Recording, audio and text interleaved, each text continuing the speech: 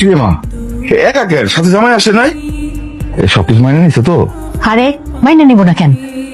অনেক কত ভালো একটা পোলা। ওই মেঘলা জামাই কি কইছে, কখন আইব? আসবো না আম্মা, অনেক আর আসবো না। আমার মনে হয় অনেকের লগে আর কোনোদিন মিল হইব না। হয় আমার কোনো কথা শুনতে চায় না, আমার অপবাদ দেন।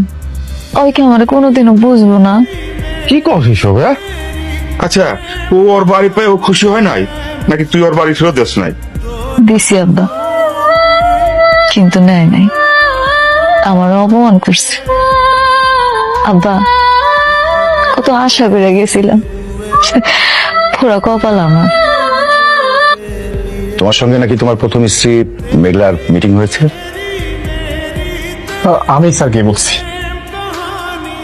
হ্যাঁ, মিটিং হয়েছে, কিন্তু আমি রাজি হইনি। কেন রাজি হবে না? এত বড় সুবর্ণ সুযোগ কেউ হাতছাড়া করে? তাছাড়া অনিশ্চয়তার কারণে বর্তমানে আমাদের ব্যবসার কি অবস্থা সেটা তো তুমি ভালো করেই জানো। হ্যাঁ জানি বাবা, কিন্তু আমি মেঘলার কোনো দয়া নিতে চাই না। ওর কাজ করে আমি বড় হতে চাই না। আর তাছাড়া বৃষ্টি এটা কখনোই মেনে নেবে না। আশ্চর্য, বৃষ্টি কেন জানবে? তাছাড়া বিজনেস আর পারিবারিক সম্পর্ককে এক করো না। তুমি তো কাজটা বিজনেস হিসাবেই নিচ্ছ, তাই না? এখানে ব্যক্তিগত বিষয় কেন টানবে? কিন্তু বাবা, দেখো বাবা, তুমি তো খুবই ভালো ছেলে এবং কিভাবে ব্যবসা পরিচালনা করতে হয় সেটা কিন্তু তুমি খুব ভালো করেই জানো।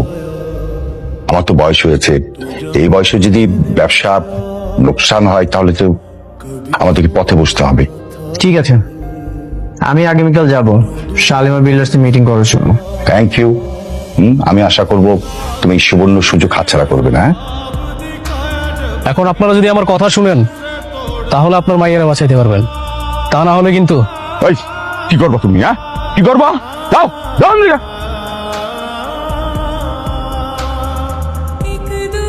বইয়ের কলজাটা অনেক বাইরে গেছে না, একদম কলজার মধ্যে দিকে ভরিয়া দেবো। কই নিয়ে যান? কারে বাঁচাইতে আসছেন? আপনার স্বামীরে নাকি আপনার মাইয়ারে? মাফ করে তো বাবা, আমাকে মাফ করে, ভুল করছি, ভুল হয়ে গেছে আমাকে। এই তো লাইনে আসছেন। আমার কথা না শুনলে কিন্তু আপনার স্বামী আর মাইয়া দুইটারই হারাইবে। কমু বাবা, কমু, সব কমু। এখন তাহলে আমি যেটা কই সেটা শুনেন মনোযোগ সহকারে, বুঝতে পারছেন? আমার কথা শুনলে আপনি আপনার স্বামী, আপনার মাইয়া দুইটারই বাঁচাইতে পারবেন। আঙ্কেল, ম্যাডাম, আপনি অনেকের সবকিছু দেওয়ার ব্যবস্থা করেন। ঠিক আছে ম্যাডাম। ম্যাডাম, উনি কি আমাদের কাজটা করবেন? কেন করবো না? আমি সাব্বির সাহেবের সাথে কথা বলছি, উনি বলছে যেমনি হোক অনেকের আনানোর ব্যবস্থা করব। আমার মনে হয় উনি আইসাও পড়তেছে। ঠিক আছে ম্যাডাম, তাহলে আমি চলে এসেছি। কেমন আছেন আপনি? রাতুল সাহেব, আপনি আবার আসছেন? জি, সাথে এত লোক কেন? সিকিউরিটি কোথায়? সিকিউরিটি! কি ব্যাপার, আপনাদের তোমরা ঢুকলো কিভাবে? হ্যাঁ, আরে ম্যানেজার সাহেব, রিল্যাক্স। আপনি এত উত্তেজিত হচ্ছেন কেন? আচ্ছা, ওই আগে ইন্ট্রোডিউসটা করে দিই। হ্যাঁ, এই যে আমার পাশে যাকে দেখতে পাচ্ছেন ইনি হচ্ছে একজন লয়ার, আর ওই যে ওনাকে দেখছেন উনি হচ্ছে আমাদের থানার অফিসার।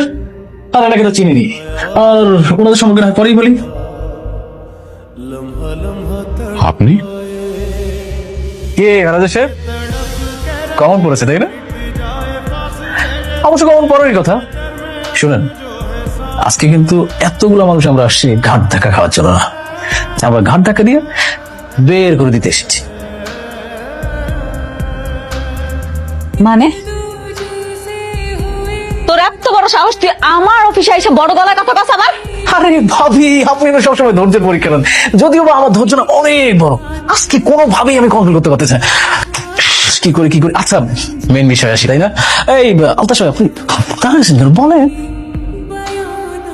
সেদিনই আমার সন্দেহ হয়েছিল, শাকের সাহেবের মতো একজন ভদ্রলোকের মেয়ে এত বেয়াদব হয় কি করে। আসলে বস্তির থেকে আসা মেয়ে তো এরকম তো হবেই। আলতাফ সাহেব, আপনি কিন্তু আপনার সীমা ছাড়িয়ে যাচ্ছেন। হ্যাঁ, আপনি ম্যাডামকে যেভাবে অপমান করে কথা বলছেন, আপনি জানেন না যে আপনাকে এখানে কি করতে পারি আমি। আরে রমজান সাহেব, আপনারা সবসময় শুধু উত্তেজিত হয়ে যান, আপনার বয়স হয়েছে, বিপি লো হয়ে যাবে। আচ্ছা শুনেন, আপনি কাকে ম্যাডাম ম্যাডাম বলতেছেন? ও একটা বস্তির, ওকে বস্তির থেকে তুলে নিয়ে এসে আপনি শালিমা বিল্ডার্স এর মতো হাজার হাজার কোটি টাকার মালিক বানিয়ে দিয়েছেন। মানে ও মানে বুঝতে পারছেন না, মানে শার্প অ্যান্ড ক্লিয়ার। মেঘলা শাকিব চৌধুরীর মেয়ে না, শাকিব চৌধুরীর মেয়ে হচ্ছে শালিমা।